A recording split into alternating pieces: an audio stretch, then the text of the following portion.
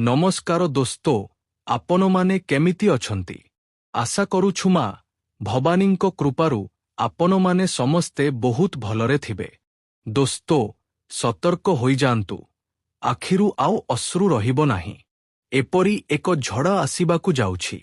ଝଡ଼ ଆସିବାକୁ ଯାଉଛି, ଆଉ ଆଖିରୁ ଲୁହ ଥମିବ ନାହିଁ।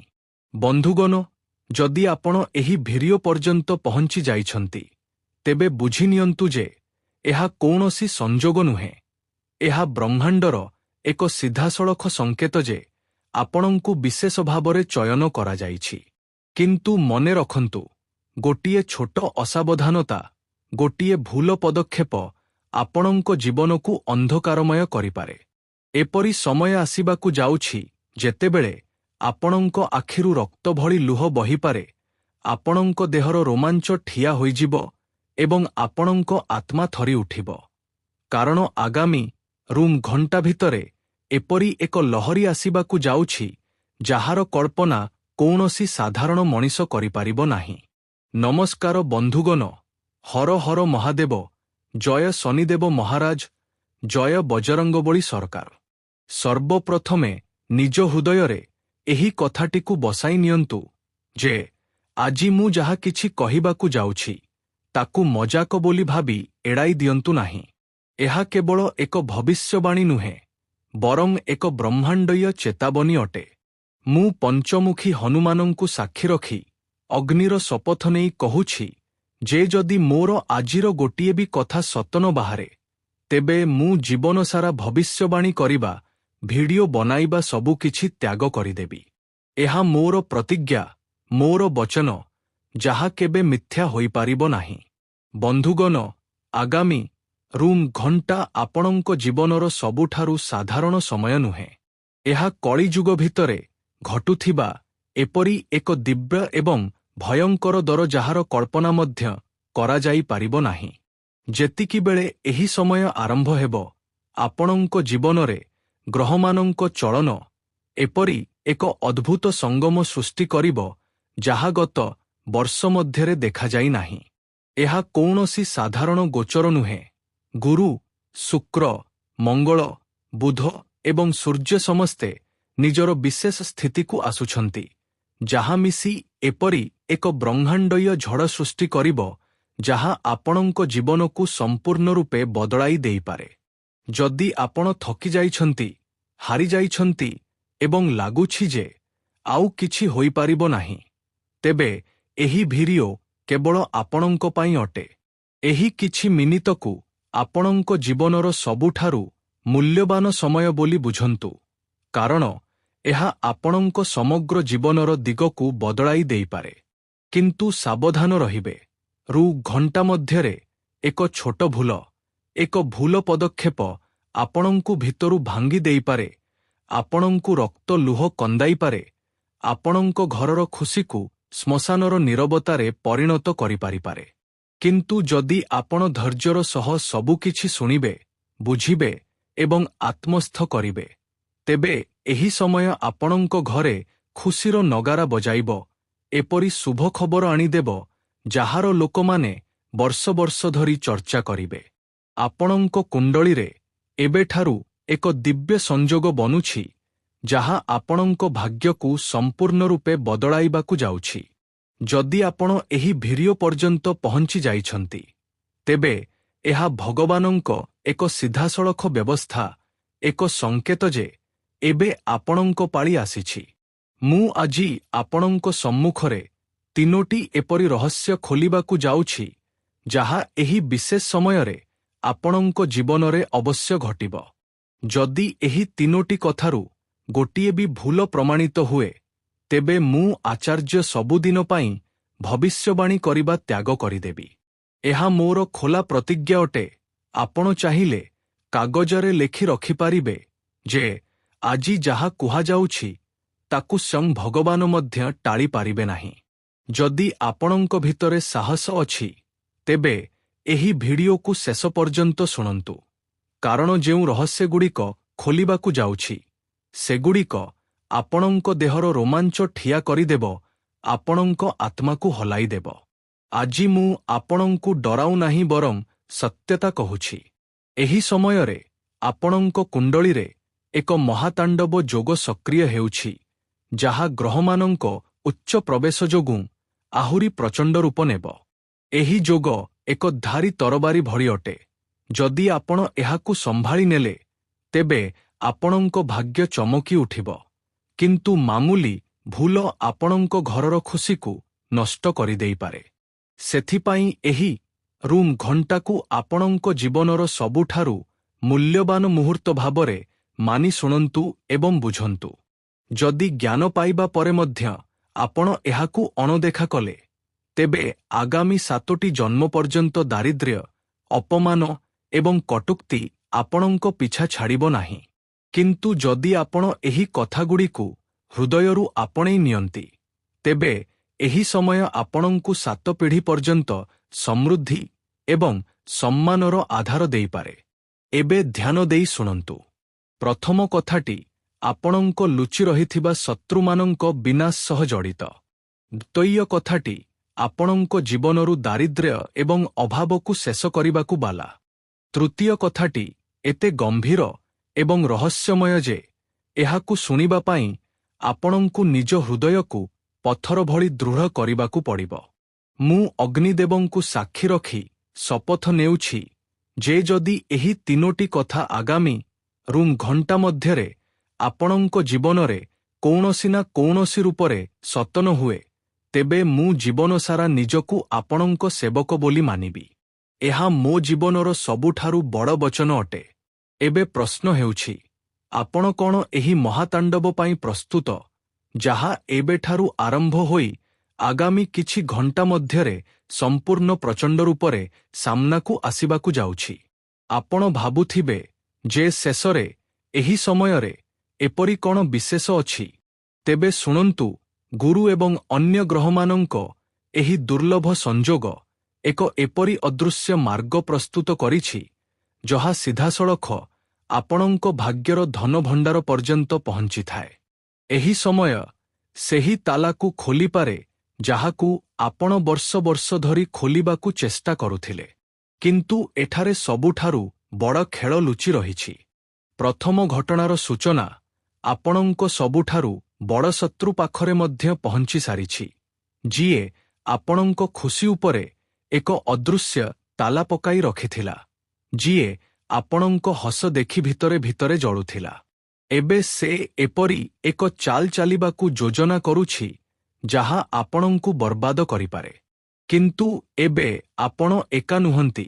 ବାଗେଶ୍ୱର ଧାମର ଦିବ୍ୟଶକ୍ତି ଆପଣଙ୍କ ଚାରିପାଖରେ ଏକ ଅଦୃଶ୍ୟ କବଚ ତିଆରି କରୁଛି, ଯାହା ତାର ପ୍ରତ୍ୟେକ ଆକ୍ରମଣକୁ ଓଲଟାଇ ତା ନିଜ ଉପରେ ପକାଇଦେବ।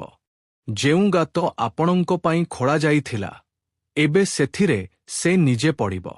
ଏବେ ଭାବନ୍ତୁ, ସେହି ଶତ୍ରୁ କିଏ ଏବଂ ସେ କ'ଣ କରିବାକୁ ଚେଷ୍ଟା କରୁଛି? ଏହି ରହସ୍ୟ ମୁଁ ଏହି ଭିଡିଓରେ ହିଁ ଖୋଲିବି। କିନ୍ତୁ ସେଥିପୂର୍ବରୁ ଆପଣଙ୍କୁ ସେହି ମହାଧନ ଯୋଗର ସତ୍ୟତା ଶୁଣିବାକୁ ପଡ଼ିବ, ଯାହା ଆପଣଙ୍କ 7 ପିଢ଼ିର ଦିଗକୁ ବଦଳାଇ ଦେଇପାରେ। ଏହାକୁ ହାଲୁକା ଭାବେ ନିଅନ୍ତୁ ନାହିଁ, ଲେଖି ସୁରକ୍ଷିତ ରଖିଦିଅନ୍ତୁ। ଆଗାମୀ ରୁମ୍ ଘଣ୍ଟା ଭିତରେ ଆପଣଙ୍କ ଜୀବନରେ ହେତୁ କୌଣସି ବିଶେଷ ବସ୍ତୁ ହାତକୁ ଆସିବାକୁ ଯାଉଛି, କିମ୍ବା ଏପରି ଏକ ଖବର ଆପଣଙ୍କ କାନରେ ପହଞ୍ଚିବ ଯାହାକୁ ଲୋକମାନେ ଚମତ୍କାର କହିବେ। କିନ୍ତୁ ମୁଁ ତାହାକୁ ଚମତ୍କାର ନୁହେଁ, ବରଂ ବାଲାଜୀ ମହାରାଜଙ୍କ ନ୍ୟାୟ ବୋଲି କହିବି। ଆପଣ ଗତ ବର୍ଷ ଭିତରେ ଯେତିକି ଅପମାନ ସହିଛନ୍ତି, ଯେତେଥର କାହା ଆଗରେ ମୁଁ ହେଇଛନ୍ତି, ସେସବୁର ହିସାବ ଉପର କୋର୍ଟରେ ଖୋଲିସାରିଛି। ସେହି ଲୋକମାନେ ଯାହାଙ୍କ ଆଗରେ ଆପଣ ଠିଆ ହୋଇଥିଲେ, ସେମାନେ ଏବେ ଆଗାମୀ କିଛି ଘଣ୍ଟା ମଧ୍ୟରେ ଆପଣଙ୍କ ଦ୍ରଦେଶରେ ଠିଆ ହୋଇଥିବାର ନଜର ଆସିବେ। ଯେଉଁମାନେ ଆପଣଙ୍କୁ ଅଣଦେଖା କରୁଥିଲେ, ସେମାନେ ଏବେ ଆପଣଙ୍କ ଗୋଟିଏ ହସ ପାଇଁ ବ୍ୟାକୁଳ ହେବେ। କିନ୍ତୁ ଏସବୁ ସେତେବେଳେ ହିଁ ସମ୍ଭବ ହେବ ଯେତେବେଳେ ଆପଣ ତୃତୀୟ ଏବଂ ସବୁଠାରୁ ଗୁପ୍ତ କଥାଟିକୁ ସଠିକ୍ ଅର୍ଥରେ ବୁଝିପାରିବେ। ତୃତୀୟ କଥାଟି ଏତେ ରହସ୍ୟମୟ ଯେ ଯେମିତି ଆପଣ ଏହାକୁ ନିଜ ଘରେ ଲାଗୁ କରିବେ, ବାସ୍ତୁଦୋଷ, ନଜର ଦୋଷ, ତନ୍ତ୍ରମନ୍ତ୍ରର କଳାଛାୟା, ସବୁକିଛି ଅଗ୍ନିରେ ଆହୁତି ଭଳି ଭସ୍ମ ହୋଇଯିବ। କ'ଣ ଆପଣ ଜାଣିଛନ୍ତି ଯେ ଆପଣଙ୍କ ଘରର କେଉଁ କୋଣରେ ସେହି ସଙ୍କଟ ବସିଛି ଯାହା ଆପଣଙ୍କ ଉନ୍ନତିକୁ ଅଟକାଉଛି? କେଉଁ ସ୍ଥାନରୁ ନକାରାତ୍ମକତା ବାରମ୍ବାର ଜନ୍ମ ନେଉଛି? ସେହି ତୃତୀୟ କଥାଟି ସେହି ସଙ୍କଟର ମୂଳ ଉପରେ ପ୍ରହାର କରିବ। ଡରନ୍ତୁ ନାହିଁ, ଭୟଭୀତ ହୁଅନ୍ତୁ ନାହିଁ। ମୁଁ ଆପଣଙ୍କୁ ଗୋଟିଏ ଗୋଟିଏ ପରଫ ଖୋଲି ସତ୍ୟତା ଦେଖାଇବି। ମୁଁ ଏପଟ ସେପଟର କଥା କହୁନାହିଁ, ସିଧାସଳଖ ସେହି ସ୍ଥାନକୁ ନେଇଯାଉଛି ଯେଉଁଠାରେ ଏହି ସମୟରେ ଯେତେବେଳେ ଆପଣ ଶୋଇବାକୁ ଯିବେ, ଆପଣଙ୍କ ମନରେ ଏହି ବିଶ୍ୱାସ ରହିବ ଯେ ଆପଣଙ୍କ ଭାଗ୍ୟ ବଦଳି ଯାଇଛି, କୋଟିପତି ହେବାର ଆରମ୍ଭ ହୋଇଯାଇଛି। ଏହା ମୋର ନୁହେଁ, ସ୍ୱୟଂ ବିଧାତାଙ୍କ ଲିଖିତ ପଟକଥା ଅଟେ ଯାହାକୁ ଆଜି ସମଗ୍ର ସଂସାର ଦେଖିବ। କିନ୍ତୁ ଗୋଟିଏ କଥା ସର୍ବଦା ମନେ ରଖନ୍ତୁ, ଏହି ରାଜଯୋଗ, ଏହି ଅମୃତ ସିଦ୍ଧି ଯୋଗ କେବଳ ସେହିମାନଙ୍କ ପାଇଁ କାମ କରିବ ଯାହାଙ୍କ ହୃଦୟ ସଚ୍ଚୋଟ, ଆତ୍ମା ପବିତ୍ର ଏବଂ ଯେଉଁମାନେ ଶ୍ରଦ୍ଧାର ସହ ଶୁଣୁଛନ୍ତି। କ'ଣ ଆପଣ ଏଯାଏଁ କମେଣ୍ଟରେ ଜୟ ବାଗେଶ୍ୱର ଧାମ ଲେଖିଛନ୍ତି? କ'ଣ ଆପଣ ଚ୍ୟାନେଲକୁ ସବସ୍କ୍ରାଇବ କରିଛନ୍ତି ଏବଂ ଭିଡିଓକୁ ହୃଦୟରୁ ଲାଇକ୍ କରିଛନ୍ତି? ଯଦି କରିନାହାନ୍ତି, ତେବେ ବୁଝିନିଅନ୍ତୁ ଯେ ଆପଣଙ୍କ ଆବେଦନ ଏବେ ବି ଅସମ୍ପୂର୍ଣ୍ଣ ଅଛି। ଯେମିତି ଆପଣ ପୂର୍ଣ୍ଣ ବିଶ୍ୱାସ ସହିତ ସେହି ନାମ ଲେଖିବେ, ଏହି ତିନୋଟି କଥାର ଶକ୍ତି ଆପଣଙ୍କ ଜୀବନରେ ସକ୍ରିୟ ହୋଇଯିବ। ତେଣୁ ପ୍ରସ୍ତୁତ ହୋଇଯାଆନ୍ତୁ, କାରଣ ଏବେ ମୁଁ ଆରମ୍ଭ କରୁଛି ପ୍ରଥମ କଥାଟି ଯାହା ଆପଣଙ୍କ ଶତ୍ରୁମାନଙ୍କ ହୃଦୟରେ ନିଆଁ ଜାଳିଦେବ। ପ୍ରଥମ କଥାଟି ଖୋଲିବା ପୂର୍ବରୁ ନିଜ ଛାତି ଉପରେ ହାତ ରଖି ଚିନ୍ତା କରନ୍ତୁ। କ'ଣ ଆପଣଙ୍କ ସହିତ ବାରମ୍ବାର ଏପରି ହୋଇଛି କି କାମ ହେଉ ହେଉ ବିଗିଡ଼ି ଯାଇଛି? ସବୁକିଛି ଠିକ୍ ଚାଲିଥିଲା, କିନ୍ତୁ ହଠାତ୍ କୌଣସି ଅଦୃଶ୍ୟ ବାଧା ଆସି ସବୁ ଗୋଳମାଳ କରିଦେଲା। ଘରେ ସମସ୍ତେ ଅଛନ୍ତି, ଲୋକମାନେ ଜ୍ଞାତ ଅଟନ୍ତି, ତଥାପି ବିନା କୌଣସି କାରଣରେ ଏକ ଅଜଣା ଡର, ଅସ୍ଥିରତା, ଅନନିଶ୍ୱାସୀ ଭାବ ମନର କୋଣରେ ବସି ରହିଥାଏ। ଯଦି ହଁ, ତେବେ ଏହା କୌଣସି ଭ୍ରମ ନୁହେଁ, ଏହା କୌଣସି ଅନ୍ଧବିଶ୍ୱାସ ନୁହେଁ, ଏହା ଏକ ଅଦୃଶ୍ୟ ଶୃଙ୍ଖଳା ଯାହା ଆପଣଙ୍କୁ ବାନ୍ଧି ରଖିଥିଲା। ଏବେଠାରୁ ଆରମ୍ଭ କରି ଆଗାମୀ କିଛି ଘଣ୍ଟା ପର୍ଯ୍ୟନ୍ତ ଯେଉଁ ତାଣ୍ଡବ ଯୋଗ ସକ୍ରିୟ ହେବ, ସେହି ଶୃଙ୍ଖଳାକୁ ଭାଙ୍ଗିଦେବ। ଯୋଗର ସମୟ କମ ଅଛି, ଚମତ୍କାର ବହୁତ ବଡ଼ ଅଛି। ଆଗାମୀ ସକାଳେ ଏହି କମେଣ୍ଟ ସେକ୍ସନରେ ନିଜର ଜିତିବା, ନିଜର ଚମତ୍କାରର ଖବର ଲେଖିବାକୁ ଭୁଲିବେ ନାହିଁ। କିନ୍ତୁ ଅପେକ୍ଷା କରନ୍ତୁ, ବାହାରିବା ପୂର୍ବରୁ ସବୁଠାରୁ ଜରୁରୀ କାର୍ଯ୍ୟଟି ଶୁଣି ନିଅନ୍ତୁ। ଯେମିତି ଏହି ଭିଡିଓ ସମାପ୍ତ ହେବ, ସର୍ବପ୍ରଥମେ ନିଜ ଘରର ମନ୍ଦିରକୁ ଯାଆନ୍ତୁ। ସେଠାରେ ହନୁମାନଜୀଙ୍କ ସମ୍ମୁଖରେ ଏକ ମାଟିର ଦୀପ ପ୍ରଜ୍ୱଳିତ କରନ୍ତୁ। ଯଦି କୌଣସି କାରଣରୁ ଦୀପ ଉପଲବ୍ଧ ନାହିଁ, ତେବେ ତାଙ୍କ ସମ୍ମୁଖରେ ବସି ମନେ ମନେ ଗଭୀର ଧ୍ୟାନ କରନ୍ତୁ, ତାଙ୍କୁ ସ୍ମରଣ କରନ୍ତୁ। ଲେଖି ରଖିଦିଅନ୍ତୁ, ଯେମିତି ସେହି ଦୀପ ଜଳିବ, ଆପଣଙ୍କ ଘରର ଉତ୍ତର ପୂର୍ବ କୋଣରେ ଜମି ରହିଥିବା ନକାରାତ୍ମକ ଶକ୍ତି, ତନ୍ତ୍ରମନ୍ତ୍ର, କୁନଜର ସବୁକିଛି ଧୂଆଁ ପରି ଉଡ଼ିଯିବାକୁ ଲାଗିବ। ଏହା କୌଣସି ସାଧାରଣ ଦୀପ ହେବ ନାହିଁ। ଏହା ଆପଣଙ୍କ ବିଜୟ, ଆପଣଙ୍କ ପୁନର୍ଜନ୍ମ, ଆପଣଙ୍କ ନୂତନ ଶୁଭ ଅଧ୍ୟାୟର ପ୍ରତୀକ ହେବ। ଘଣ୍ଟାର କଣ୍ଟା ଦ୍ରୁତ ଗତିରେ ଚାଲୁଛି। ଘଣ୍ଟାର ସେହି ଚୟନ ହୋଇଥିବା ମୁହୂର୍ତ୍ତଗୁଡ଼ିକ ବହୁତ ପାଖକୁ ଆସିସାରିଛି। ବ୍ରହ୍ମାଣ୍ଡର ଶକ୍ତିଗୁଡ଼ିକ ନିଜ ନିଜ ସ୍ଥାନରେ ବସିସାରିଛନ୍ତି, ରାଜଯୋଗର ଦ୍ୱାର ଖୋଲିସାରିଛି। ଯେଉଁମାନେ ଏହି ସମୟରେ ଅସାବଧାନ ହୋଇ ଶୋଇଛନ୍ତି, ସେମାନେ ଶୋଇ ରହିବେ, କିନ୍ତୁ ଯେଉଁମାନେ ଜାଗ୍ରତ ହୋଇଛନ୍ତି, ଯେଉଁମାନେ ସଚେତ ରହିଛନ୍ତି, ସେମାନଙ୍କ ଆଗାମୀ 7 ପିଢ଼ି ମଧ୍ୟ ଏହି ଜାଗରଣର ଫଳ ପାଇବେ। ମୁଁ ଆଚାର୍ଯ୍ୟ ପୁନର୍ବାର କହୁଛି, ଅଗ୍ନିର ନିଆଯାଇଥିବା ଶପଥ କେବେ ମିଥ୍ୟା ହୁଏ ନାହିଁ। ମୋର ବଚନ ପଥରର ରେଖା ଅଟେ। ଯଦି ଆଗାମୀ ଘଣ୍ଟା ଭିତରେ ଆପଣଙ୍କ ଜୀବନରେ ସେହି ପରିବର୍ତ୍ତନର ଆରମ୍ଭ ନ ହେଲା, ଯାହା ବିଷୟରେ ମୁଁ ଦାବି କରିଛି, ତେବେ ମୁଁ ସ୍ୱୟଂ ଆପଣ ସମସ୍ତଙ୍କ ସାମ୍ନାକୁ ଆସି ନିଜର ହାର ସ୍ୱୀକାର କରିନେବି। କିନ୍ତୁ ମୋତେ ବାଲାଜୀ ମହାରାଜଙ୍କ କୃପା ଉପରେ ସମ୍ପୂର୍ଣ୍ଣ ଭରସା ଅଛି ଯେ ଆଗାମୀ କିଛି ଘଣ୍ଟା ମଧ୍ୟରେ ଆପଣଙ୍କ ଘରେ ବିଜୟର ପତାକା ଅବଶ୍ୟ ଉଡ଼ିବ। ଶେଷରେ କେବଳ ଏତିକି କହିବି, ଶ୍ରଦ୍ଧାର ପରୀକ୍ଷାରେ ଦୁର୍ବଳ ହୁଅନ୍ତୁ ନାହିଁ। ଅନ୍ୟମାନଙ୍କ ପାଖରେ ସନ୍ଦେଶ ପହଞ୍ଚାଇବାରେ କାର୍ପଣ୍ୟ କରନ୍ତୁ ନାହିଁ। କାରଣ ହୁଏତ ଆପଣଙ୍କର ଗୋଟିଏ ସେୟାର କାହାର ବୁଡ଼ୁଥିବା ଜୀବନକୁ କୂଳ ଦେଇପାରେ। ଏବଂ ଯାଉ ଯାଉ କମେଣ୍ଟରେ ଜୟ ଶ୍ରୀରାମ ଅବଶ୍ୟ ଲେଖନ୍ତୁ, କାରଣ ତାହା ହିଁ ଆପଣଙ୍କ ଜୀବନର ସବୁଠାରୁ ଦୃଢ଼ ସୁରକ୍ଷା କବଚ ପାଲଟିବ। ଏବେ ଯାଆନ୍ତୁ ଏବଂ ନିଜ ଆଖିରେ ନିଜ ଭାଗ୍ୟକୁ ପରିବର୍ତ୍ତନ ହେବାର ଦେଖନ୍ତୁ। ଆଗାମୀ ସକାଳେ ମୁଁ ଏହି କମେଣ୍ଟ ସେକ୍ସନରେ ଆପଣଙ୍କ ସଫଳତାର କାହାଣୀ ପଢ଼ିବା ପାଇଁ